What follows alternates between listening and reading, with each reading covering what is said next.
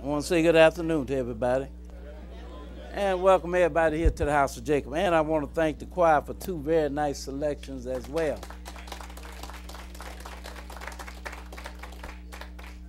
For those that have been here for the past month, for the month of February, as you know, it's sort of a tradition in Israel for us to deal with Black history, because whatever reason they decided this should be Black History Month, the month of February. So what we traditionally do for the month of February, we deal with Black history. And when I say Black history, I mean in Black history from the Bible, not Martin Luther King and Jesse Jackson and all of them.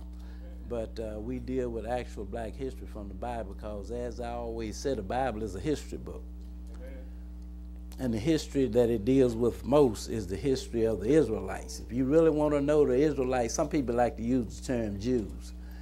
So we'll say Jews just so everybody understand who we are talking about. But, you know, some people, when they read about the people of Israel, they don't understand who they are reading about. And if you really want to know the history of the Israelites or the history of the Jews, then you got to get it from the Bible, because it is the most thorough history of the Israelites that you're going to find, because the Israelites' history has been distorted. From 70 A.D., when Israel was scattered out of their land and taken into bondage, the Israelites' history has been distorted. It's pretty good up to that point. But once you reach that point, you know, it's messed up. And when you read in the various history books about the Israelites, you're not really reading about the Israelites after 70 AD. You are, for the most part, reading about the people that the Bible referred to as the Edomites. Because the Israelites, they have a brother, and he is called Edom. You go back and read the story in Genesis chapter 26 when Rebekah became pregnant. And she was pregnant with twins, and so the twins, they struggled within her womb. And so she went to inquire of the Lord, and the Lord told her that two different nations and two different manner of people would be in her womb.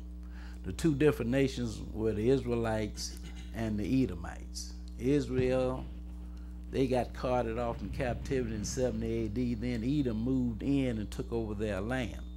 So everybody from that time on, they have assumed that the Edomites are the Israelites, but that is not the case. We're going to deal with some of that. On the first lesson that we did on this Black history from the Bible, we dealt with color. We showed you who the color of the real Israelites, what color they really are. And we went into some archaeology, Bible archaeology, which they discovered, like this drawing here, it was discovered in the 1920s. And what it says here is when the tomb of Egyptian king Tutankhamun was discovered virtually intact in the 1920s. It yielded a breathtaking collection of art objects from the 14th century, just a few years before the Exodus. In other words, just a few years before the Israelites came out of Egypt. And it says above is a pound from Tutankhamun's throne, showing the youthful king speaking to his adoring queen. Now this is an Egyptian king here. Everybody can see that this is a black man. Then we showed you this one as well, and I'll just read the caption on it. An Egyptian slave endures a flogging in this fresco from the tomb of the New Kingdom. The number of slaves in Egypt increased dramatically during the New Kingdom, 1570 to 1085 BC. As a result of foreign conquest, the Israelites were enslaved during this period. So now you got the Israelites that were enslaved to the Egyptians during this time. What you're looking at is the slave master and the slave. Both of them look just alike to me. And both of them are a dark-skinned race of people. So, you know, we went through all that. We ain't going to bother going back through all of that today. But we were showing you from all the information that we have collected and from all of the information that we have in the Bible, that the real Israelites, they are a dark-skinned race of people. Make no mistake about that. The real Egyptians, they are a dark-skinned race of people, and the real Israelites, they look just like the real Egyptians, you know, because even Moses, he was mistaken for an Egyptian. So how could you mistake an Israelite for an Egyptian unless they look like an Egyptian? Then you go over and read in the New Testament what everybody claimed to believe in. Then the Apostle Paul, who everybody claimed they believe in, you find out that he was mistaken for an Egyptian as well. So now if he was mistaken for an Egyptian, that meant that he had to look like one, right? And this is how an Egyptian looked, and this is how an Israelite looked. We got all the evidence here. We've shown you evidence. We've shown you the evidence about the color, and we've shown you the evidence about the conditions as well that the Lord said would be on the real Israelites, because God prophesied that certain things would happen to the real Israelites.